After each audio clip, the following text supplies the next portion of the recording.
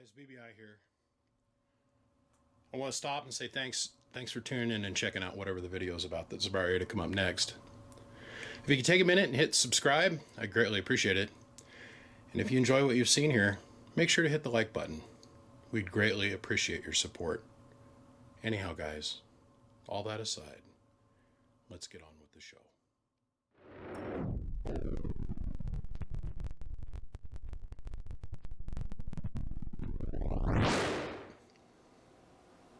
Look at this little thing, right? Now, I don't care. I'm not a judgmental person. I don't care if it's got 2 pills in it or if it's got no pills in it. It's got transistors like this little guy. I think these are MOSFETs probably. I got no note attached to this. It just showed up in a flat rate box months and months and months and months and months ago. And this is an RM Italy Kl205.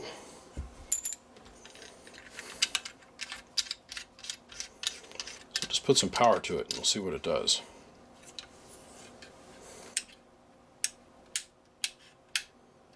Am, sideband, and preamp.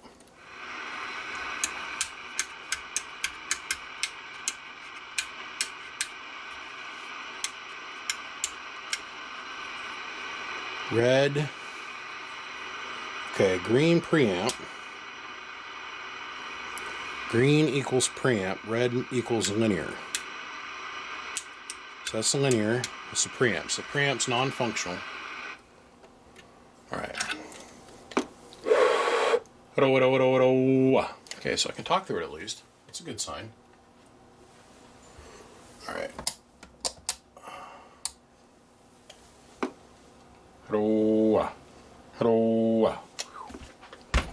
Alright. What dead as a ghost. Relay's firing. Both the relays are firing. What did you do? Before you kill it. It's not even pulling any amperage on the amp meter over here. So turn the amp on here. So, but you want to bet this has got like 4 RF520s in it. What do you think? There's no fuse.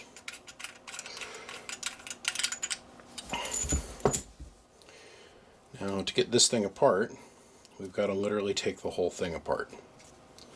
So, let's do just that.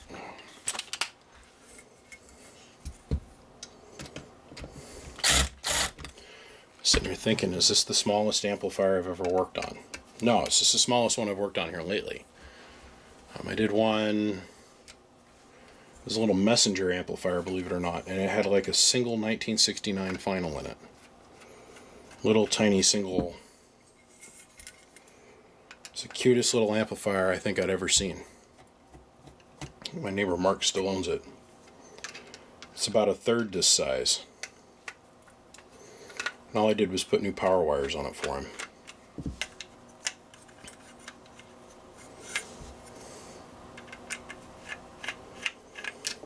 This is amazing.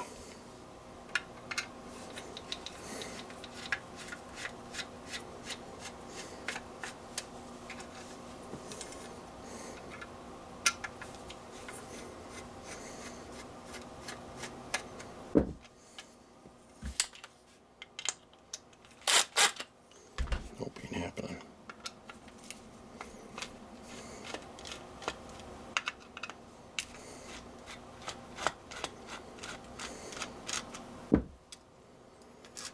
Kind of interested to see what I can do with this thing.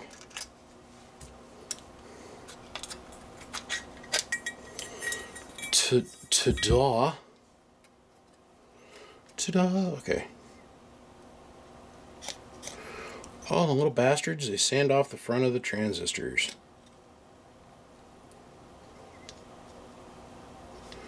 None of them are cracked or blown. Well,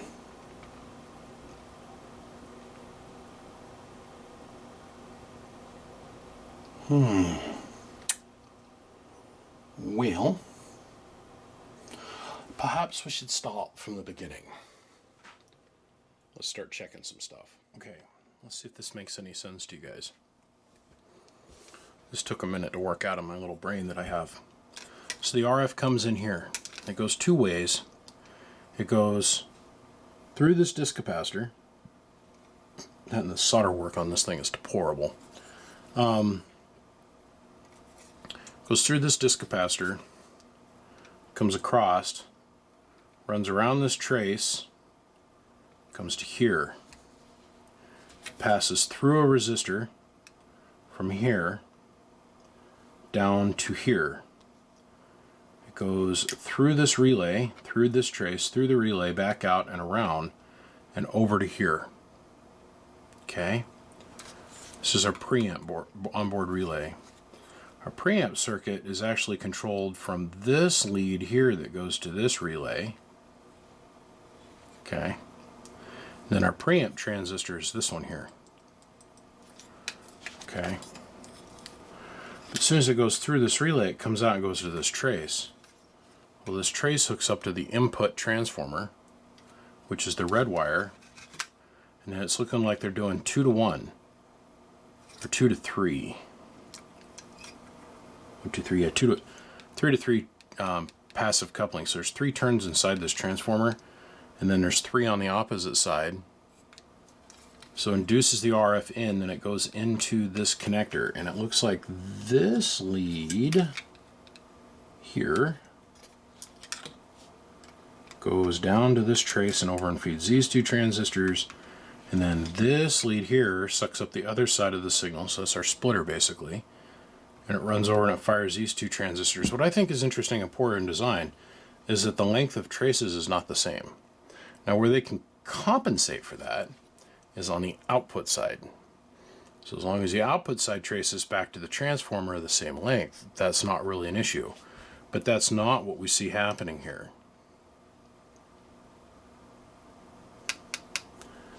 So now what I got to do is reassemble it, hook it back up, and I got to probe it with a oscilloscope or an RF sensor of some kind. And I got to trace the RF to here and then on the other side of this transformer. If it shows up on the other side of this transformer is greatly diminished, that means that the RF is going to ground that's being induced on this wire. That in turn means even though these transistors might not be popped, either an associated part with the transistor or the transistor itself has gone to open and it's pulling 100% of the signal to ground. Very, very rarely do we see that. So, I guess it's time to reassemble it. And let's test it with the oscilloscope and see where the RF is going. Yeah, I'll set the scope at about 1 volt. Should be enough.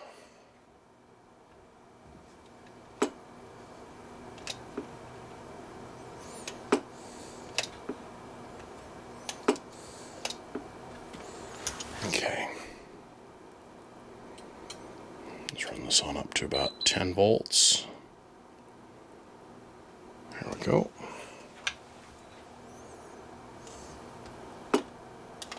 Nothing.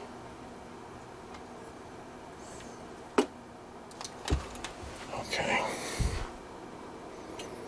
I told myself I would not spend more than an hour on this.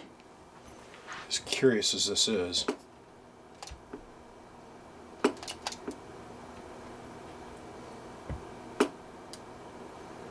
Okay, so we see a little bit of inducted RF on the output side.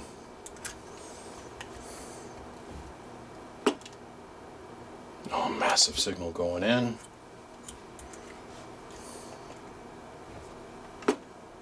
Nothing coming out. Same amount of signal. Same amount of signal. This will be our drain. I got nothing. Drain, nothing. Drain, nothing.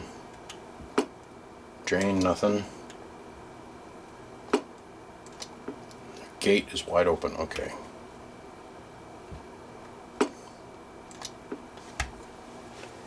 Should see a little bit of excitement out of this. Okay.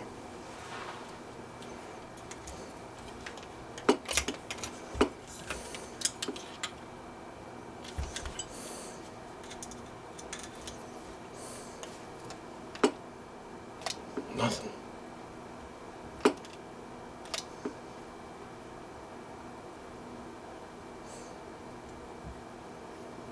So 13.2 volts hitting that. Okay. We gotta pop transistors in. Alright, let's pull one of them out and test it. The fucker didn't want to come off the goddamn board. Bad. Straight up bad. So I take all the parts, I throw them in a bag, and I walk away. So now I gotta call the customer.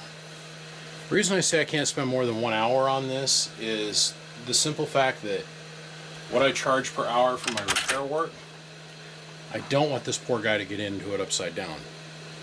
And what it'll cost for 4 new transistors and then 1 hour of my labor will be cusping right on what the total actual manufacture cost of this replacement would be, this little tiny guy. But I kind of want to repair it, but I want to repair it with different finals to see how much wattage I can get out of it.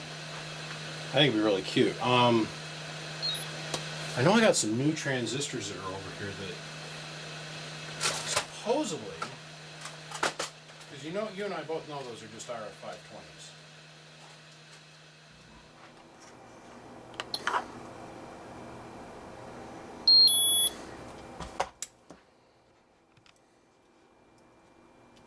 I lied.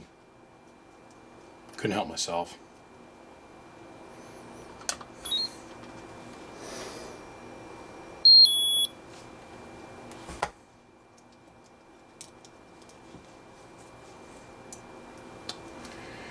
Yeah.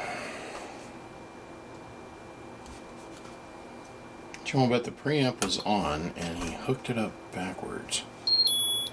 Dead short. Okay. Okay.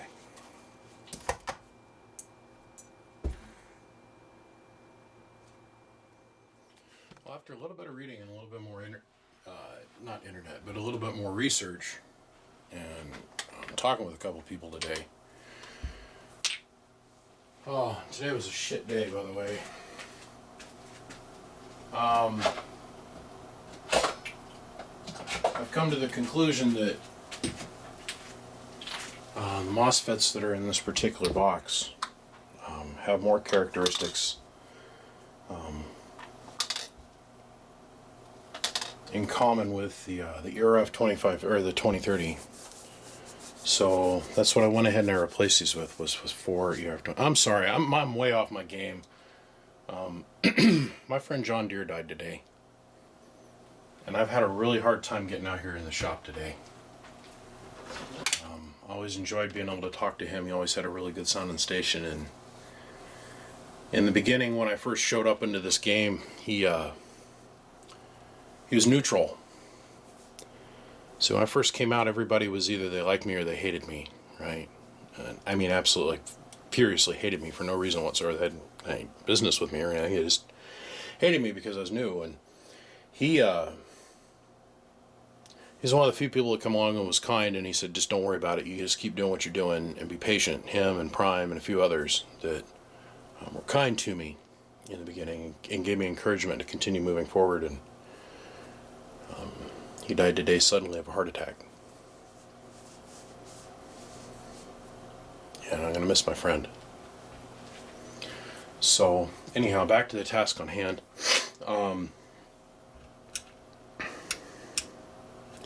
The fact that this thing hasn't already gone up in flames as soon as I hooked it up gives me encouragement. But we'll see what happens. It could have just totally explode. We don't have a direct number cross, and I scoured the earth, the internet, and maybe some people out there have a little bit better Googler skills than I've got, but I was told these guys are supposedly in Texas or something. I always thought they were out of Italy. Whatever. It doesn't matter. We're going to give it a whack fur, because according to the customer, it's not night or day if this thing works or not. He just wanted me to give it a look.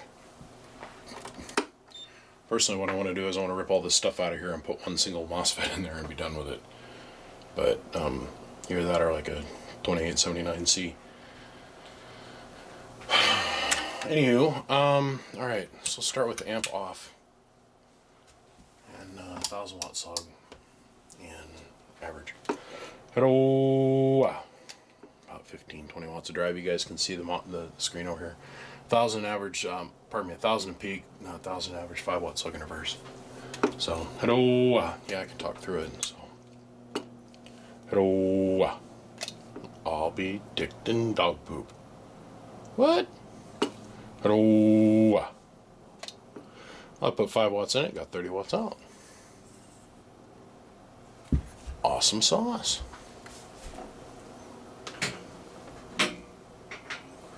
Let's turn on the 2 power supplies. We'll go ahead and we'll bring our voltage up a little bit. Let's see. Apparently that transistor change on the frickin' that transistor for the preamp did not do the job. Hello. Alright, so now we're going to put a little bit more power in it. We're going to put about 20 watts in it now. Hello. 100 watts. I'll be dinged. Let's take the 1000 watt slug out and we'll put a 100 watt slug in it. Hello. About 25 watts or so. Hello. Preamp. Hello. Over in the corner. Check it out.